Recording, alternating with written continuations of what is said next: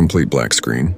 Only sound, muffled creaking of metal, distant underwater explosions, the eerie ping of sonar. A single text line fades in. The longest continuous military campaign of World War II. Rapid fire. Montage, U-boat surfacing in hurricane force waves. A Liberty ship exploding into flames. Terrified merchant sailors in freezing water. Grainy footage of convoys disappearing into fog. Of all the theaters of World War II, this was the one that Winston Churchill later said worried him most. For nearly 6 years, the fate of an island nation, and with it, the future of the free world, hung by a thread across 3,000 miles of hostile ocean. Germany believed she could starve Britain into submission. For a time, she nearly did. But in just 1 month, May 1943, the hunters became the hunted. This is the story of how Germany lost the Battle of the Atlantic. Animated map showing British Isles, Atlantic shipping lanes, merchant ships crossing from North America, then U-boat symbols appearing, striking. September 3, 1939. Within hours of Britain declaring war on Germany, the U-boat U-30 fired on the passenger liner SS Athenia, killing 112 civilians. The Battle of the Atlantic had begun, and with it, a war of attrition that would become the longest continuous military campaign of World War II, lasting from 1939 to 1945. Britain was an island nation, utterly dependent on the sea for survival. Every week she required vast quantities of food, oil, rubber, and raw materials from Canada and the United States. German naval strategists calculated a simple, brutal equation: sink enough British shipping, and Britain would be forced to surrender. Archival footage of U-boats at sea.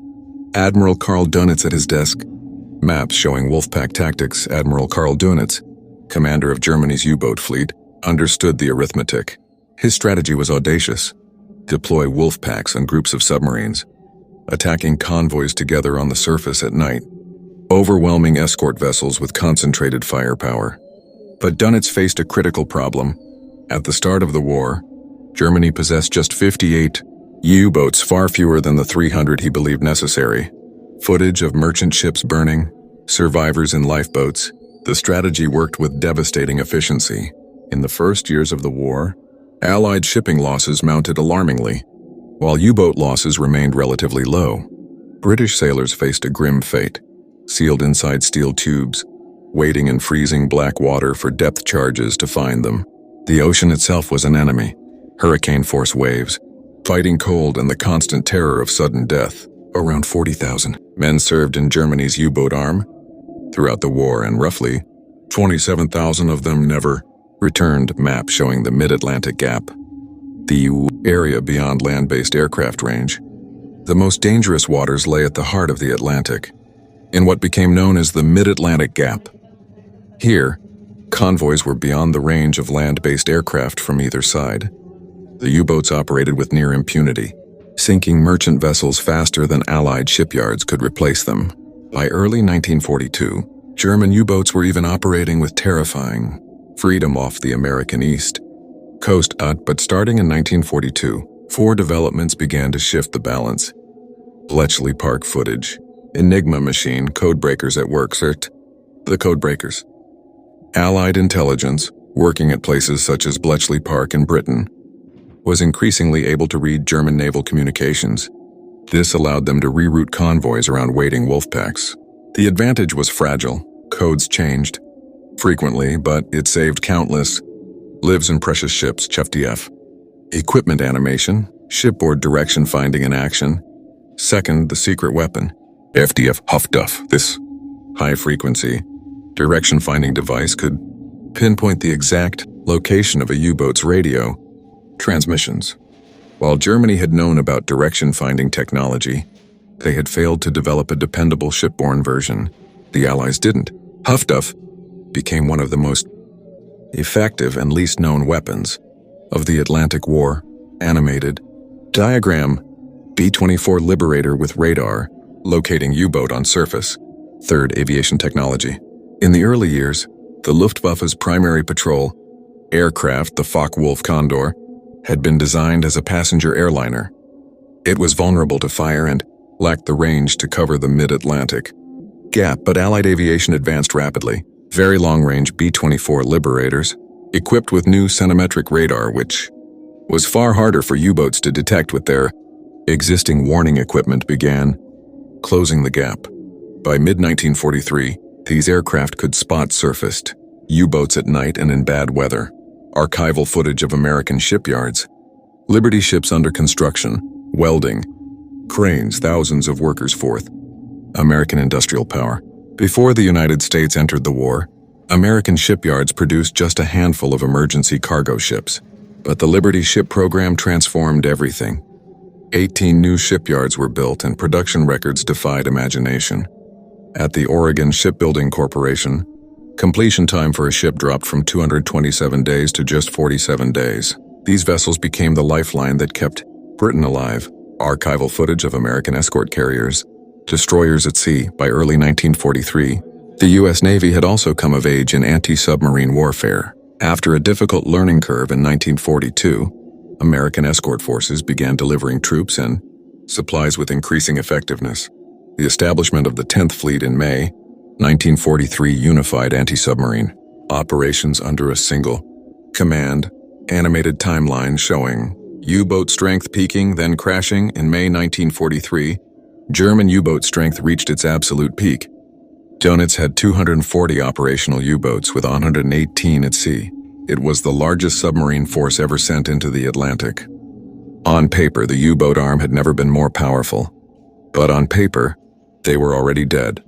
Archive footage of convoy, ONS-5 battle, ships burning, U-boats attacking at night. May opened with the battle for convoy ONS-5, a brutal clash that saw heavy losses on both sides.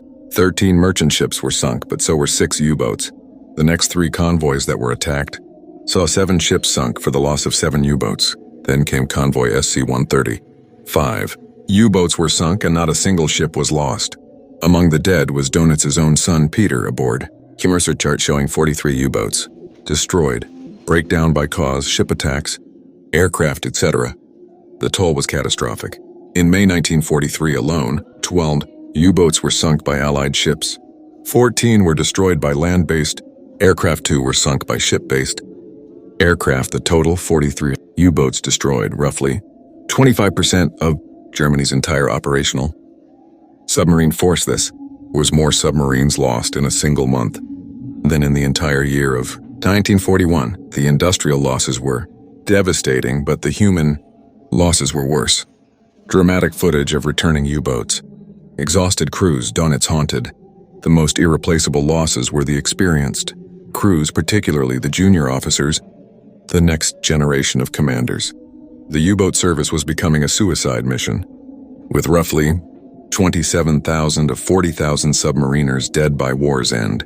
The experienced veterans, the aces, who had terrorized the Atlantic, were gone. Dönitz ordering withdrawal, U-boats retreating. On May 24, 1943, Admiral Dönitz, shocked at the defeat, ordered a halt to the U-boat campaign in the North Atlantic. The wolf packs were beaten. Germany never again regained the strategic advantage it had once held. Comparison: Allied industrial production versus German U-boat production. Allies outproducing losses. Germany's defeat in the Battle of the Atlantic was not the result of a single mistake, but a cascade of failures. First and most decisive, Allied anti-submarine warfare technology. From HFDF to centimetric radar, from sonar to long-range aircraft, the Allies outmatched German technology at nearly every turn. Second, air power.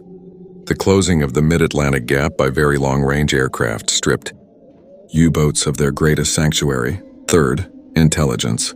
Allied codebreakers read German naval communications and rerouted convoys around wolfpacks. North American industrial might. The United States built Liberty ships faster than Germany could sink them. 18 shipyards, thousands of workers, and an industrial effort that still astounds historians. Fifth, Germany's manpower and production limitations. Germany simply could not replace her losses, ships or men. The experienced crews, the irreplaceable aces, were gone. Wide shot of Allied convoy crossing the Atlantic. Victory, ships arriving, sailors cheering. The Battle of the Atlantic continued until the final day of the war. But after Black May 1943, Germany never again regained the strategic advantage it had once held. The Allied lifeline held. German U-boat fleet, statistics on screen. In one brutal month, the hunter became the hunted. The loss of 43 U-boats, a quarter of Dönitz's entire operational force, signaled a decline from which the U-boat arm never recovered.